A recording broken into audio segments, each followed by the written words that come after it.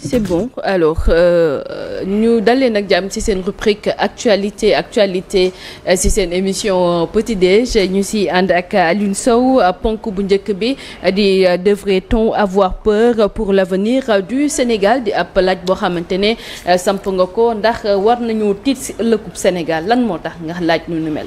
Bah c'est-à-dire que xam nga réew conjoncture la des fois conjoncture bi mooy situation réew mi nit ñi ni ñu toogee ak seen xel opinion yi ni mu doxee ci ban situation lañ nekk jàmbat yi am na ak amul positif na wala positiful ci loolu ngay amee une idée ak ay sentiments par rapport ak sa nekkin cim réew nekkin bi nag des fois mun na nekk une kii bu situation bu favorable wala mu nekk situation boo xam ne du favorable day défavorable donc lépp mi ngi dépendre ci situation réew mi ak nit ñi dans leur majorité lan moo nekk ci seeni xel ak seeni yëg-yëg.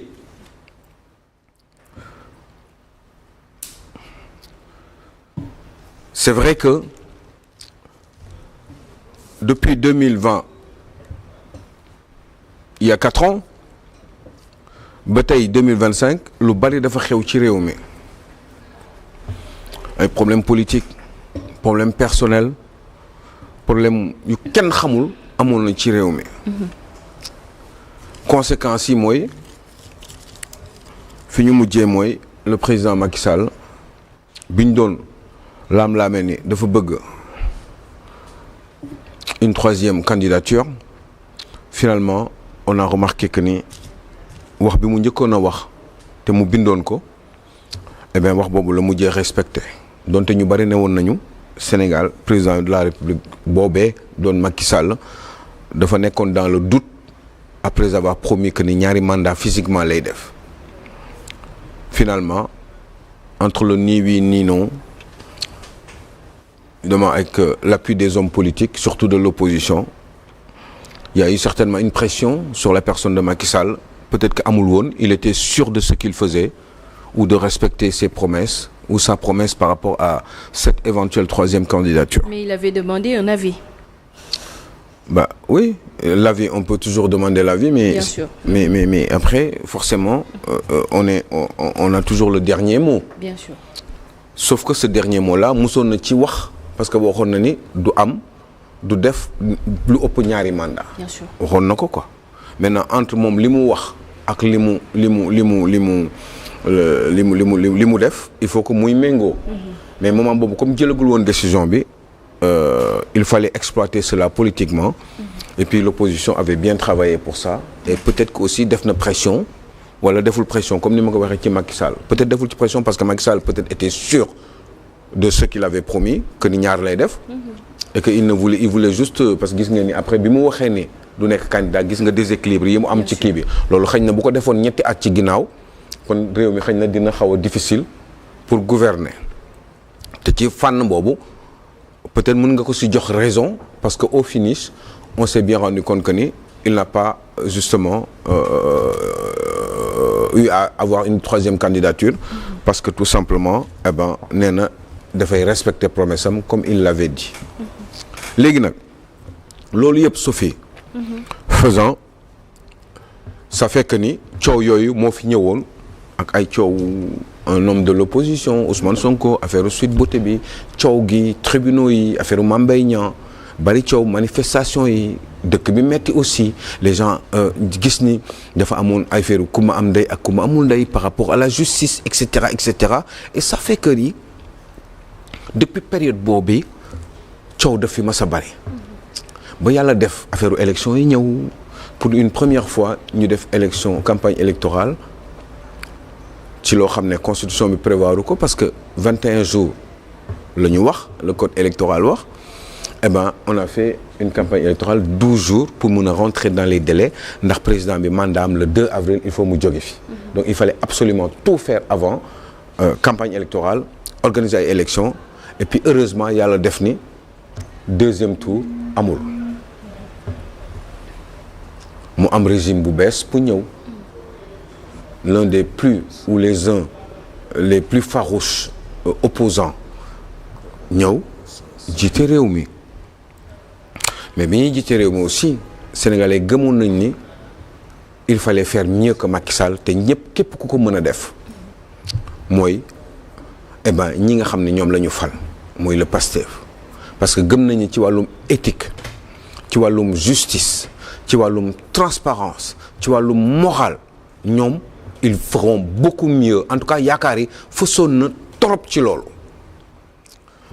sénégalais yi ñu ne xaaral ci ñiy voté dans leur majorité plus de 2,5 millions sénégalais à 54% des suffrages exprimés ñoom ñoo fal régime bi ci coalition bi tudd Diomaye président su fi yàlla def ni Diomaye président boobu bi mu ñëwee sénégalais yi quand même dañu kontaan gis ngeen ni ñu jubilé pour une première fois un opposant gagne une élection présidentielle au Sénégal au premier tour opposant ñëw gagné élection présidentielle yi au premier tour loolu musu fee am opposant bépp bu mës a dóor ci élection présidentielle un candidat sortant wala même si c'est pas un sortant mais en tout cas qui gagne une élection présidentielle toujours ci ñaari tour la koy kii dañuy sot ki nga xam ne c'était le cas de Abdou Diouf ak Abdoulaye Wade déjà voilà exactement même Macky Sall aussi il est venu c'est au deuxième tour qu'il a battu Abdoulaye Wade à 65%. Mais bii nii parce que Sénégalais étaient tellement avides de justice ils voulaient qu'il y ait une rupture définitive par rapport à ce qu'on appelait l'ancien système. Mais finalement ça fait 1 an et 3-4 mois situation bi mel nii ci réew mi ku nekk am sa yëg-yëgu bopp nag te tey jii ni opinion bi ak sondage yi xam nañ lan moo xew ci réew mi. tey est-ce que loolu moo waral kàddu yi nga xamante ne moom la Bibo Bourgi yëkkati. voilà yàlla def ni dafa am un monsieur qui est extrêmement fréquent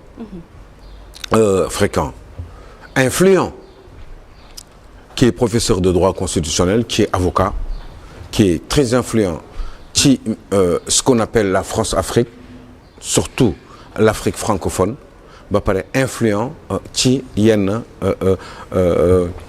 béréb yi nga xam ne yenn kilifa français yi nga xam ne ñoom ñoo fi nekk sachant que la France est notre ancienne colonie mu nekk un franco-libano-sénégalais jaar na fu bari depuis ci ñoom Omar Bongo moom d'ailleurs il lui disait papa papa la ko doon wooyee moom Bibo Bourgi papa la doon wooyee El Hadj Omar Bongo bi nga xam ne téye na Gabon ay ati at de main de fer ba bi mu gaañoo bi mu làqoo la ko jël jox ko doomam bi ñu coup d'état barki démb ce monsieur moom ci boppam am na ñoo xam ne nee nañu il tourne qu'autour de ses propres intérêts à lui. loolu laa la doon bëgg a wax si di. Non je reste très lucide dans ce que je suis en train de dire. jërëjëf. ak ci Bourgi. waaw waaye Bourgi. c'est quelqu'un aussi. bien sûr. qui est très influent. bien sûr. qu'il parle toujours dans le sens de ses propres intérêts à lui. ñun loolu suñu yoon nekku ci. bien sûr. li ñu intéressé mooy Bourgi. quand il parle et quand il fait ce constat c'est parce que Bourgi am na lu mu xam ndegam man mi kese mu ndaw mii maa xam lu bari ci diggante tubaab yi ak Sénégal tubaab yi ba léegi nii may wax ak yéen ni waxatuma la Bourgi moo tax man bu waxee Aliou man ma la bëgg laaj mooy lan la bëgg a wax est-ce que Bourgi mii Bourgi am na capacité dégg nga capacité ba nga xam ne mën na fexe ba dugal xaalis ñuy am ay capitaux ñu am ay xaalis ñun ci institutions financières yi est-ce que ou bien ñuy am ay maanaam ay projets ay nangam est-ce que moom. non Bourgi am na lu mu mën. damay laaj rek. non mais Cheikh Diane da nga man mii lu ndaw li maa ko mën. je te regarde les yeux dans les yeux man. yow yaa mën lan. li nga wax ne. yow mën ngeen di fii COPPA. waaw. waaw mais en fait débat bi du foofu. wala li may wax ne yow gëmoo ko. déet man kañ Aliou Sow yaa ngi may non c'est que Aliou Sow man laaj na la xam nga man lan laa gëm. dëkk bii. bis dina jot dañ nekk ci dëkk boo xam ne. dégg nga. non la ma laaj rek ma tontu la nag. on est dans un pays sous-développé. bien sûr. on a besoin. de liquidité. Chériane da nga ma poser question. waaw ma tontu naa la. on a besoin de liquidité mais on a des problèmes pour avoir des liquidités. waaw mais est-ce que moom Bourgi moom mun na lijjanti loolu. mais Bourgi laa wax. waaw ma tontu naa la. ah mun na ko. mais Bourgi c'est un homme extrêmement influent. mais est-ce que nag nitu intérêt la comme on dit. wala déet loolu man sama yoon nekku ci. avant ça Cheikh dama bëgg rek nga. est-ce que dégg nga bu baax seen yaa ngi maa ngi lay dégg man ak man maa la ma dégg. Aliou Sow avant ça avant ñuy wax ni par exemple que Bourgi. xam naa nag li ma la wax sànq moom dégg ko de. mën na def lii yaa ngi may xoolaat. bien sûr que avant ñuy wax ni Bourgi mën na def li wala mënu def li dama bëggoon fàttali rek que ni que Bourgi a fait une remarque. mooy la. mais Bourgi nee na j'ai peur. j'ai peur ci lan lu mu ragal. si li mu ragal moom la ñu ragal. ah man Bourgi dama ko ragal. mais man ragal man Bourgi billaahi dama ko ragal. waaw déet mais man loolu sama yoon nekku ci. man nekkuma fi pour di wax. parce que man déglu naa ay interview. non xam nga Bourgi dafa wax ci Sénégal. man ragal ko xam nga. waaye lan la wax dernière sortie bi. waaw. parce que non ma dañuy wax. non c'est bien ce que tu dis là. bien sûr parce que xam nga. man xam nga da nga ma ne da nga ko ragal. xam nga njëkk naa fi wax benn wax ni. c'est un homme. qui est réputé des fois. être dans le sens de ses propres intérêts. xam man wax naa loolu. voilà xam kon man leer na sama bopp. waaw mais man ba pare li ma si tegal mooy lan mooy man loolu sama yoon nekku ci. man li ma intéressé mooy moom li mu mën a xam. et le constat non lu mu mën a indil Sénégal man loolu laa gëm. lan la mën a indil Sénégal. li mu mën a indi Sénégal waaw lu mu xam. moo xam dégg nga. non li mu xam bul ne moo xam. non yow xam nga man xam naa. non kii xam na ku nekk xam na. mais Bourgi est-ce que xam nga fi muy waxee. man non c'est je crois que moom. sa dernière sortie en fait. xam nga grand bu dee Bourgi lan la ñu mën a indil ba pare lim ñuy indil tamit fan la mës a développé ba pare lim ñuy indil ban intérêt la ciy teg. non en fait du question bi non xam nga réew mi boobu ba léegi xam nga si noteelam ci lan la nekk ci ay intérêt parce que tey li muy indi moom lan lay jël du dëgg sànq sax wax na ne Macky Sall. bi moom mooy nguur gi ñooy seul nguur boo xam ni dañoo ñëw rek gagné ci gagné boo xam ni kenn mësu ko gagné du dëgg parce que soo gisee nguur bi gagné bi nga xam ni kenn mësu ko gagné c'est-à-dire Macky Sall si boppam dafa am côté boo xam ni ñun dañ ko si doon xaar te gisuñu ko foofu. waa Jimbo du dëgg mais Bourgi bi ngay wax ni léegi lu tax réew mi ñëw ci ban nakari la nakari ba Bourgi war ñoo indil xaalis ñu. léegi Jimbori baal ma rek baal ma rek je rappelle waxaara Cheikh baal ma Cheikh. dëkk bi dafa naqari. Cheikh waaw d'accord léegi Cheikh baal ma rek je rappelle bu Jimbori baal ma rek.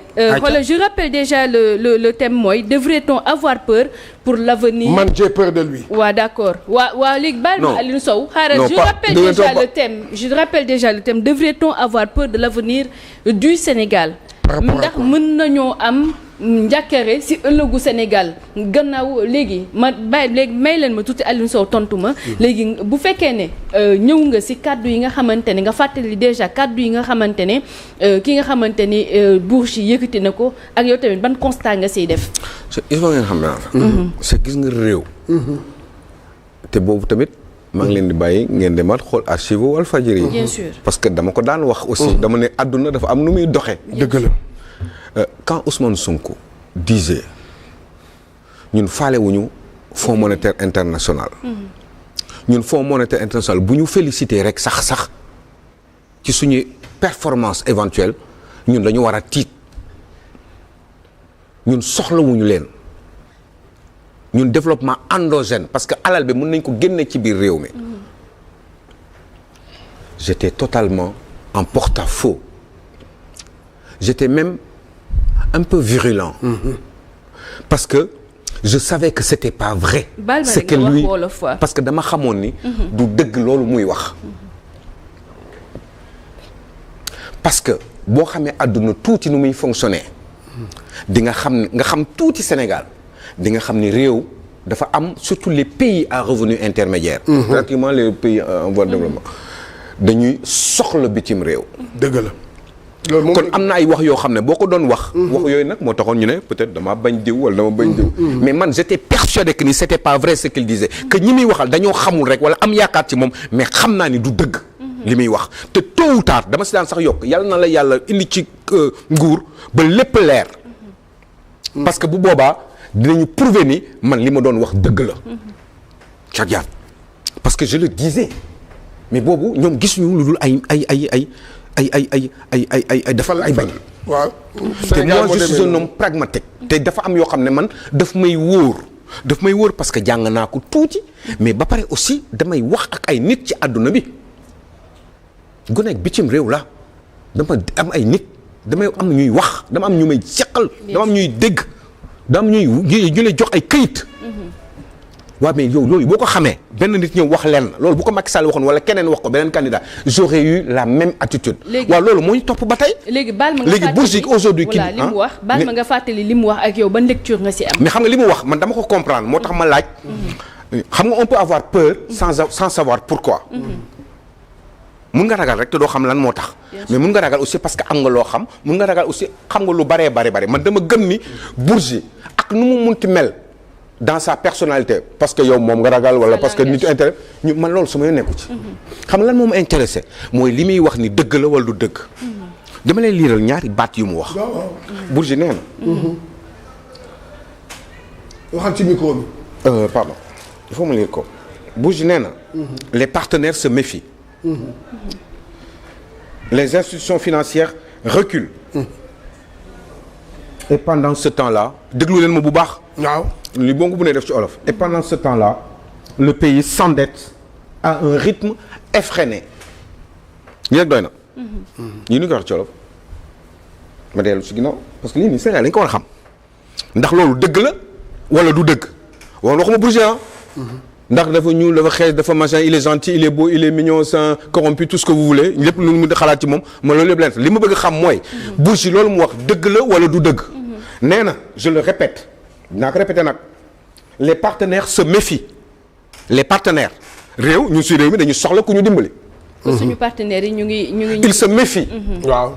on peut discuter maintenant après. bien sûr. bu ñu xamee ndax li mu wax dëggal wala du dëgg. ñu xool pourquoi les partenaires se méfient. d'accord. ñu ne après les institutions financières ñi lay lebal alal. Cheikh Diagne boo bëggee entreprise. waaw ci banque mu lebal la xaalis. bien sûr. eh bien ñooñu ñi ngi reculer. mais un pays qui est dans une situation pareille ne peut pas se développer c'est impossible. waa léegi Bourgi li mu wax dëgg la wala du dëgg. man moom laa lay laaj de. waaw voilà man tam loolu laa lay laaj. waa léegi. ndax moom li mu wax noonu loolu am na. waaw les partenaires se méfient ou se méfient pas. kan moo ñemee wax ne les partenaires ne se méfient pas ku nekk de bonne foi kese kan moo mën a wax ni mais attends moo wax la lu tax sax. les partenaires ngeen war a mën a gëm ni les partenaires se méfient. mais quand le président parle de contrainte budgétaire. xam nga luy contrainte budgétaire. wax ñu ko. maanaam parce que amuñu xaalis amatuñu xaalis quoi. xaalis amul ci réew mi. xaalis amul ci réew mi. xamuñu sax ñun fan la ñuy mujjee peut-être dans un avenir proche nan la ñuy def pour yi nga xam ne les frais de fonctionnement. parce que nag ñëpp xam nañ ni Sénégal chaque jour day lebi pour di dund. dund ci frais de fonctionnement salaire nguur gi ak nguur gi mën a dox. loolu rek moo tax ñuy leb parce que gisu leen ci li ñu leb depuis 1 an et demi. lan lañ ci investir. dama bëgg mu leer fii nag du ay waxu ay kii. wala yooyu noonu. lu concret la. bien sûr. te wallaay boo gisee ma koy wàccee nii ci suuf nii. c'est pour que ñi ñuy déglu ñu comprendre. parce que lii nii gars yi di leb xaalis boobu ñu jotal leb nii leb ko te Bourgi wax na beneen affaire bu garaaw. nee na xaalis bi ñuy leb sax xaalis bi ñuy leb ñun ñi ñu koy lebal xamuñu sax ñan la est-ce que xam ngeen fan la lan la Bourgi bëgg a wax foofu. mooy xaalis bi mun na jógee fu nekk mais sax ci blanchiment. ñi leen di lebal mun na doon sax ay woyu yu leen lebal xaalis. mën na doon la wax. mën na doon c'est une éventualité. waaw mais. mën na doon. loolu bu suba. waaye itam lu toll ni Sénégal xaaral dama lay wax rek man foofu rek man mooy. xam nga ni ñuy dajalee xaalis bi yow xam nga ñan ñoo koy dajale. boo demee Côte d'Ivoire lebal la xaalis. waa xaaral xam nga man dama jàpp ne man dama xalaat ne que état ministre des finances ànd ak président de la république ak premier ministre du ñu dem di lëkkaloo ak koo xam ne day def blanchiment d'argent. loolu mënoo ko xam. mënoo ko contrôler. non duñ ko def. d'accord na man ko gëm ci ñoom. non duñ ko def mais loolu mënuñu ko contrôler am na ay ñoo xam ne buñ lay lebal sa yoon nekkul ci ñoom xaalis bi fi ñu koy jëlee yow mënoo ko contrôler amuloo maîtrise bi c'est impossible ci institution yu mag yi rek nga ko mën a amee. waaw loolu laa lay wax institution yu mag yi duñ def loolu. waaw déet man waxuma institution yu mag yi yow xanaa déggoo lu Bourgi wax non boo ko dégloon di nga gën a comprendre xool Cheikh. c'est que man Bourgi dama ko wóoluwul dara. non nga baal ma rek de. non xam nga. man wóoluwuma ko dara man dama. dama topp trajectoire am. li nga Bourgi man. sincèrement un criminel gis nga criminel laa wax. non gis nga Bourgi criminel laa wax mu rey sa mbokk dama koy déglu. man wóoluwuma Bourgi non criminel laa wax criminel. ñëw rey sa mbokk da nga koy déglu. waxtuma laa nag non déglu di nga ko déglu xanaa. criminel. ah si doo ko déglu. du ma ko déglu. looy def. mooy yow puusal fële. doo ko déglu kon. dama ko ne puusal fële. ok koo xam ne ba rey nit. non avant nga koy wax puusal fële déglu ko ba pare. lan laa koy déglu. non xam kenn xamul. Aliou Sow. non dama la ne. waxuma criminel la tax mu def quoi. ok. di nga ko déglu ba xam lu tax mu def. ba boo après bu la neexee nga ne ko puusal fële quoi. waaw d'accord léegi déglu naa ko. léegi nag moom na puus fële. waaw mais d'accord naa naa ko. mais dama ne man du ma ne na puus fële. parce que xam naa man. moom li mu mën a xam. ci àdduna bi. man dama ko xam. te yow tamit xam nga ne que Bourgi tamit c'est pas du tout catholique de. waaye mais dama la ne sama yoon. xam nga loolu yow. waaw mais dama la ne sama yoon. yow man xam naa ne yow xam nga loolu. waaw d'accord naa. yow xam naa ne xam nga ne que Bourgi c'est pas du tout catholique de. xam nga loolu de. Cheikh Diane. man du ma fen mais. du ma sos. te bu ma nee xam naa rek. d'accord xam naa waaye dama la si tegal ne. man sama yoon nekkul ci loolu. mais Alioune. man li ma intéressé man wax naa la ko. mooy li mu wax nii dëgg la wala du dëgg. d'accord. yow dëgg la ci yow. mais les partenaires se méfient les institutions financières reculent mais lan la gars yi wax fii FMI dégg ngeen qui gère sa communication. nee na ñun Sénégal mënuñu def ak moom dara pour le moment tant que leeraluñu moom. li ñu doon wax ni gestion bi parce que dañu ne dafa am ay falsification ñun duñu mën a continuer ak ñoom. mais ñoom léegi état du Sénégal lan lay xaar pour dem yóbbu kayit ne leen gars yi fii lii la ñuy falsifié ak lii ak lii ak lii. mais Aliou est-ce que day bokkaale est-ce que dégg ngeen ma bu kenn jaxase sama wax. waaw loolu ñoom nee nañu du ñu avancé. ak yéen parce que da ngeen fi wax ay wax yoo xam ne il faut ngeen indil ñu preuve yi. pour ñu mën a xam ñun fa la ñuy teg seen tànk. bien sûr. waaw léegi man bu fekkee lu ma wax du dëgg. nee leen ma du dëgg. non d'accord léegi Alioune est-ce que day démarrer tamit toujours si on parle de rupture c'est une bonne transition d'ailleurs si on parle de rupture transparence train de vie de l'État c'est mots qui taraudent l'esprit des Sénégalais. xam nga deuxième point bi. loolu bokk na si li moo tax bokk na sax ci li tax mu ñu doon laaj ni. est-ce que dañu war a ragal.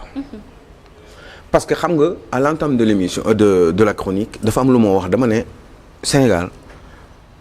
conjoncture nit ñi ci seen sentiment ak li ñuy dund lañuy ak yaakaar par rapport ak yaakaar bi ñu amoon au départ li ñu bëggoon yéene bi ñu amoon pour Sénégal loolu nit ñi bi ñu ñëwee ba léegi nii am na ñoo xam ne léegi dañu nekk dans le doute ñii ñi ngi ragal parce que li ñu yaakaaroon surtout que ni li ki ñu yaakaaroon bu ñu ko fi tegee mu remplacer Macky Sall il ferait 1000 fois mieux. kooku tey jii nii ñoom dañoo am ay doute parce que kooku dafa doon wax ay waxu fit waxu nit ku am fit. xam Sénégal fii da ngay wax dara mais fit bi lañ lay jugé di ñu wax ndax di ñu jéem a xool nit ki parce que fit dafa war a ànd ak xel ak xam-xam. te wax dëgg yàlla encore une fois Ousmane Sonko doon wax ay wax yoo xam ne. man dama daan tëb di dal li tax ma daan tëb di dal parce que xam naa ne du dëgg te xam naa ne mënul nekk. léegi ñooñu Sénégalais yi léegi boo gisee ñu nekk dans le doute man je ne suis plus dans le doute. je n'ai jamais été dans le doute parce que leeroon na sama bopp. tey jii nii au jour d'aujourd'hui ñi nekk dans le doute mooy ñi ñu waxoon ni. ñetti weer ñu lijjanti problème yi Sénégal dañu war a amatul ay train de vie l'État alalu réew mi dafa war a dem ci askan wi bamboula bi doon am ci régime Macky Sall ku nekk di yaataa yumbay dafa war a loolu dafa war a jeex transparence dafa war a jeex ku ma am ndey ak ku ma amul ndey di tëjaate di machin et cetera yooyu yëpp ku si nekk am nga loo gis pour xam ndax changement am na amoon na bamboula ci régime bi. mais je l'ai dit voilà non déet xam nga affaire bi c'est simple il faut juste aller voir waaw. il faut pas aller voir ce que j'ai dit parce que Ousmane Sonko a dit une chose ou Diomaye et j'ai dit que c'était pas vrai. Il faut dem ngeen wax xool aussi yeneen yi ngeen génneel ko Sénégal yi ngeen tegal ko parce que man du ma nit bu xam ne day dem di wëri yi mu daggoon di ko génnee pour am lu muy prouver ku bëgg na nga dem xool. ku ma suivre normalement di nga xam ni. man ci yi ma d'accordul woon mais il faut dire une chose tu sais wax yooyu ñu doon wax noonu si wàllum rupture transparence changer système bi mode de fonctionnement réew mi ci administration bi mais loolu yëpp je suis d'accord avec le PASTEF c'est pour ça qu'à un moment donné je disais que moi Alioune je pense PASTEF parce que état d'esprit boobu mooy doxal réew donc loolu d'accord naa ci ak PASTEF mais c'est les méthodes du PASTEF que je déteste mooy toroxal ay doomu jàmbur saaga ay doomu jàmbur manquer respect suñuy kilifa yi sosalaate yooyu ak surtout insulte ak invective yi ak yàq yi ñu doon yàq ci réew mi man yooyu laa mu ak wax lu dul dëgg. loolu laa mënul d'accord léegi. mais jikko boobu noonu transparence rupture di doxaleen ci réew wàññi train de vie l'État xam na suñu réew mi dafa am problème ñu ne léegi ñun réew mi problème bi ñun ñëpp a koy sàkkoo waaye parce que man maa mënul nangu ay 80 millions yooyu Pastef doon wax ni waa régime Macky Sall di am ay oto 80 millions mais 80 millions ma ko doon man ànd ci ak Pastef nag moomu mais Pastef moom lay doxal ba tey waaye léegi quand je vous disais que ni ñoom ñëpp a yem mais pourquoi ñu may mere mais ñoom ñëpp a yem si ñoom ñëpp ñamul woon kon kenn du dawal oto 80 kon El Malick Ndiaye du ne 50 di jënd ay oto 50 millions pour ay députés alors que moom moo waxoon moom moo doon critiquer Assemblée nationale seen train de vie. Aliou Sow xam nga yooyu. Aliou Sow dama lay wax benn affaire rek ci Sénégalais. loolu dëgg du yàgg. majorité wu Sénégalais yi. ils ne sont pas objectifs. D'accord. Et ils sont hypocrites. c'est objectivité boobu nit lu ma la faral. dama lay wax dëgg. man dama lay wax dëgg. D'accord. mais Cheikh Diagne état d'esprit Pastef. ci li ma leen wax nii loolu dëkk bu bëgg a développer. il faut que nga wàññi train de vie de l'État ngeen def ay sacrifices allez voir la Chine entre 1976 ba 1989. Mao est parti en 76 il a écrit son bouquin en 63 le livre rouge. dem na ngeen xool chinois yi nan la ñuy doxalee dem na ngeen xool chinois yi ci àdduna bi dem na ngeen xool coréens yi ban attitude la ñu am ci wàllum ay transparence ak yaru ak jubal jubanti du lu ñuy wax ay jikko lay doon. da nga koy gis ci doxalin yi barki dem aéroport. lu fa xew nga gis groupe bu kii bi nu mu tudd groupe bu coréen yi seen avion bi Korean Airlines ñu ngi ñëw noonu mais fekk may doog a yegg si en même temps boo leen gisee bi ñu génnee seen van bi pilote bi moo njëkk a génn copilote bi topp si chef de cabine bi topp si mooy steward bu mag bi quoi si patron steward yi hôtesse si toppandi ku nekk ngi téye sa valise ni ñu dem ndànk rang génn ci kii bi dem taxaw ci police bi pour def seen formalité après maa ngi leen di seen ñu ngi dugg si seen avion affaire bi deful une demi-heure avion bi dem na fekk nañ avion bi pare dañu rang taxaw rang ni mais boo leen gisee nu ñu toppantee bi nu mu jubee doxalin bi nga xam ne yar rek moo baax cim réew ñooñu ñoom moom seen portable yii ak seen yenn marque oto yu mag yi ngeen di xëccoo fii ci réew mi. portable yii ñëpp yi ngeen am ni yëpp genn wàll yëpp moom la. sànq ñëw nga ci rupture. ñooñu. Sénégal moment boobu noonu. bien sûr bi ñuy indépendant. on avait le même niveau de vie. bien sûr bi ñu doon wax Sénégal dafa pauvre ñoom dañu pauvre loolu amuñu richesse amuñu dara xel la ñu defaree seen réew. d'accord te xel il faut que mu ordonné il faut que mu méthodique. d'accord méthode boo ko amul moo tax Senghor créé woon le BOM ci biir palais xaw ma ndax mi ngi fa ba tey bureau.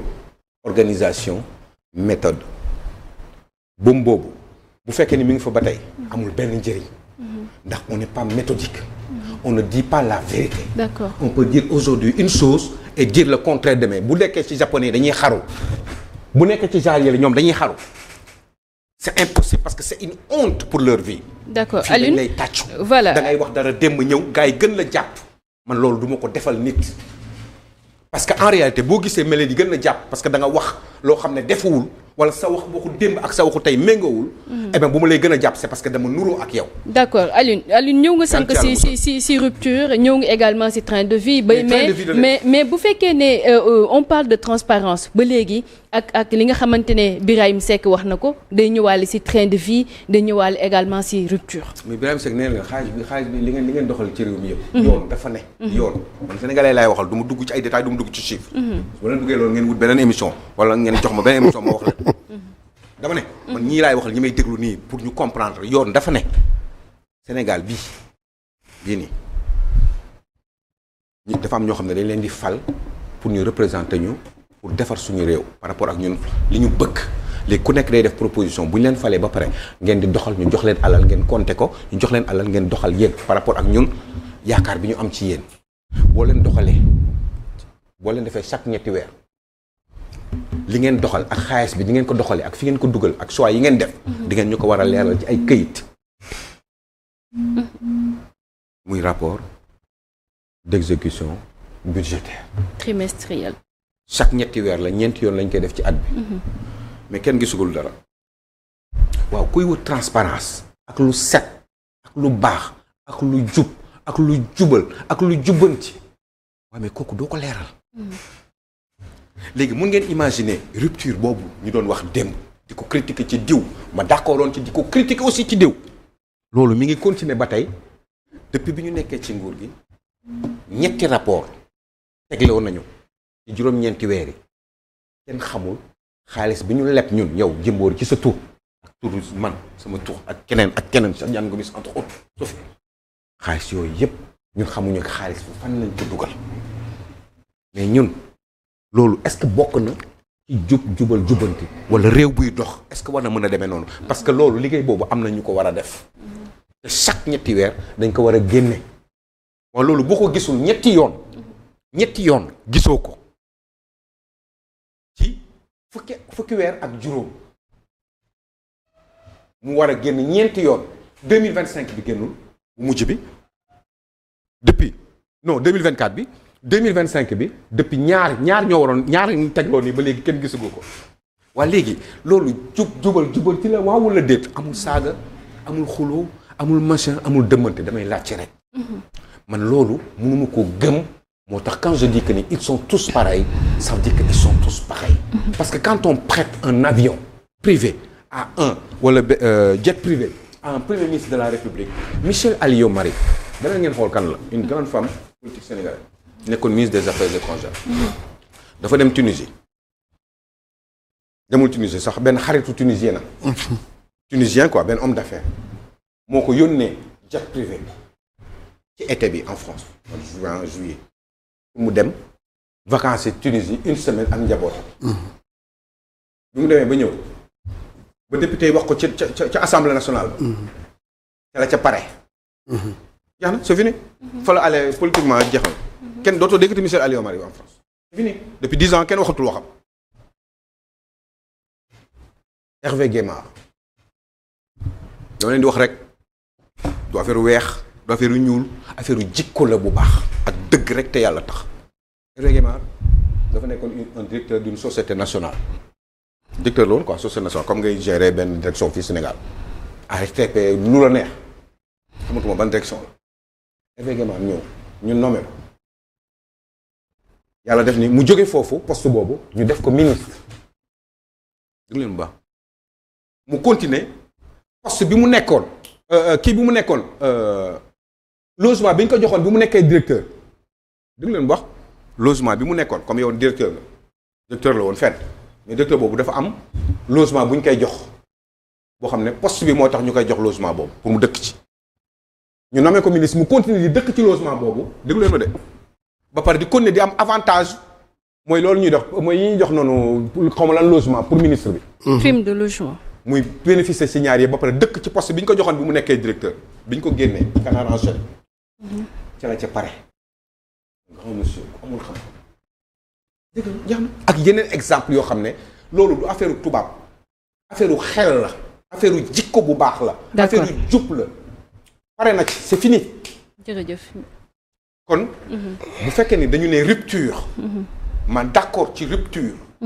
gëm ni rupture dafa war a am système bi dañ ko war a changer tey jii nii genn wàllu ñi doon liggéey ci Macky Sall yépp ñu ngi doon critiquer ñu ngi continuer di liggéey dans le même système te ñooñu la Farba Ngom jaar ñooñu ñoo jox Farba Ngom xaalis bi ñuy wax ne moom la téye jóge ci trésor public ñooñu ba tey mun nga tëj Farba Ngom xaw ma Farba Ngom musuma ko gis musuma ko tëj ba ñii laa koy gis nii si télé bi ne waaye ñooñu ak ñoom Tahirou Sarr xaw ma leen musuma leen teg bët ñi leen di teg bët yéen seen affaire la waaye man xam nañ ma man ñooñu ñi leen jox xaalis boobu ca trésor public la jóge ñooñu kenn xamul kan la ba tey